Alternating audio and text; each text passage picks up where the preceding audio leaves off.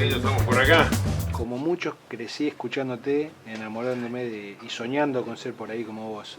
Mi pregunta es, ¿en qué momento das ese cambio de ser? Porque yo te tenía como el periodista deportivo y un día descubro que sos un fenómeno también haciendo lo otro. Sí, ¿Y qué te gusta más a vos? todo, porque todo en su momento. Yo estoy contento de... Ahora voy a Córdoba a relatar el domingo. Me hace muy feliz volver a Córdoba a relatar un gran partido como Belgrano Boca, y capaz que voy a México con River en la final, si juega en México, porque aprovecho porque allí vive mi hijo. Yo he sido siempre un periodista deportivo, pero siempre muy comprometido como ciudadano con todo lo que hace a la vida política. Y tengo un libro escrito en el año 97, que es lo más importante que hice en toda mi vida, cuando nadie pensaba que yo podía tener interés en este tipo de temas, salvo el que prestaba atención a que, como todo es político, la disputa que yo llevaba desde hacía muchos años frente al poder del Grupo Clarín, por ejemplo, cuando se robaba el fútbol, era una actitud fuertemente política, no era una cuestión del fútbol la que a mí me movía para confrontar con ellos. Y en el año 97 escribí ese libro, Un grito en el desierto, que si lo lees te vas a sorprender. A mí me gusta mucho el libro, pero no es de eso que te vas a sorprender, sino del interés mío por esos temas, porque era un tiempo muy fuerte del relator deportivo y toda la gente me atribuía esa faceta como la más destacada y muchos pensarían que era la única. En determinado momento yo ya había hecho un programa de interés general en el año 91, aquella vez no tuve suerte porque era el comienzo del menemismo, del neoliberalismo de los años 90, y yo estuve inmediatamente en contra.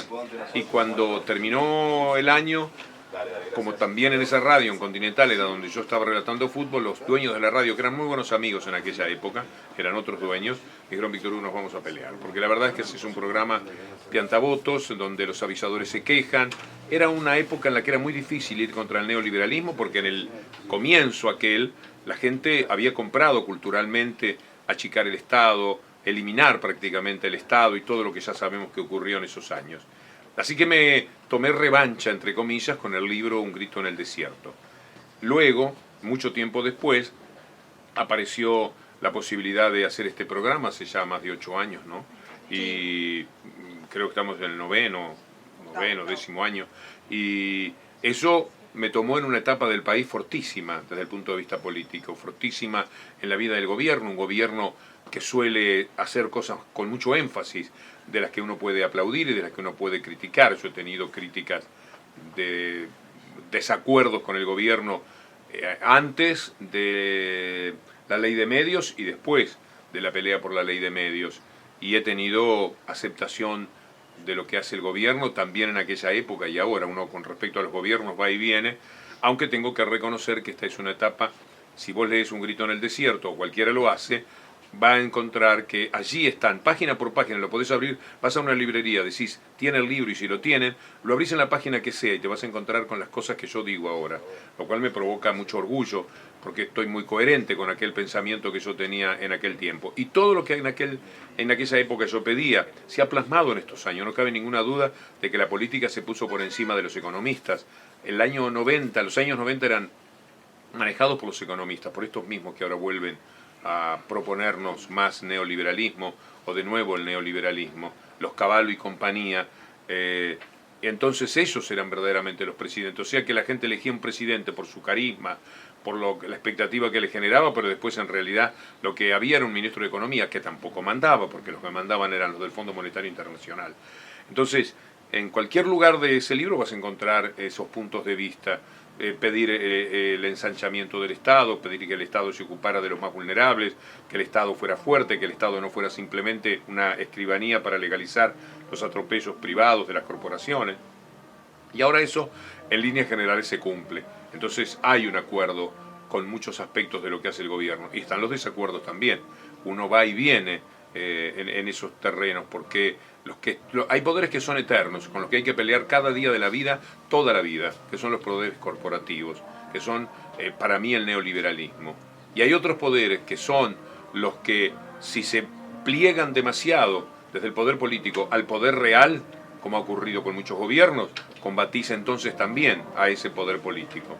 Y cuando ese poder político, cosa que no sucedió nunca hasta esta etapa, se separa del poder real y lo enfrenta y lo sube al ring para poderlo pelear, entonces en ese momento vos estás sintiendo que las cosas están marchando un poco de acuerdo a los sueños que tenías.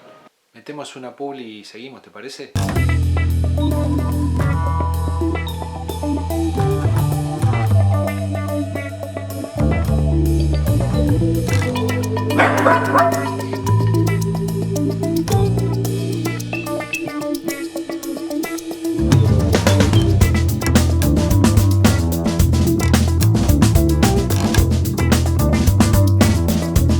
Decime algo de Messi.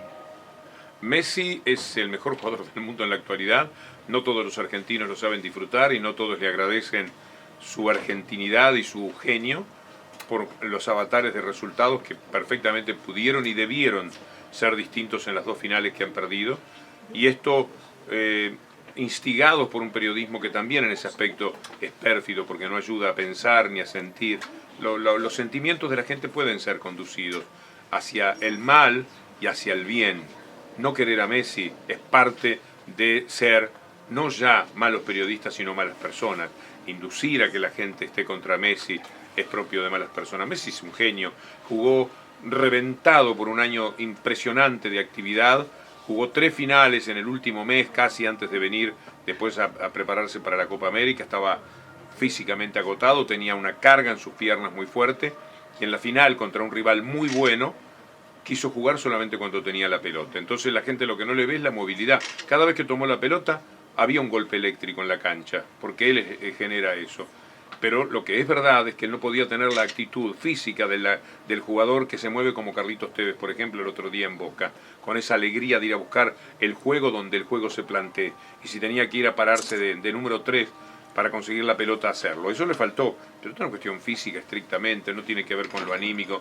Un jugador que juega finales de la Champions League a cada rato, qué miedo va a tener de jugar en el Estadio Nacional de Chile. Y alguien que quiso ser argentino, siendo más argentino que muchos argentinos, porque él eligió. Algunos son argentinos o somos uruguayos o lo que fuera, a veces por la pertenencia del lugar donde estamos. Se da esa casualidad y no tenemos más remedio. ¿Qué otra cosa vas a hacer que refugiarte en el sentido de patria? Pero Messi eligió. Messi pudo ser español. Messi le debe todo a España, le debe lo que es como futbolista, lo que es económicamente, le debe todo a España. Y España lo quiso desde que tenía 14 años, le echaron el ojo.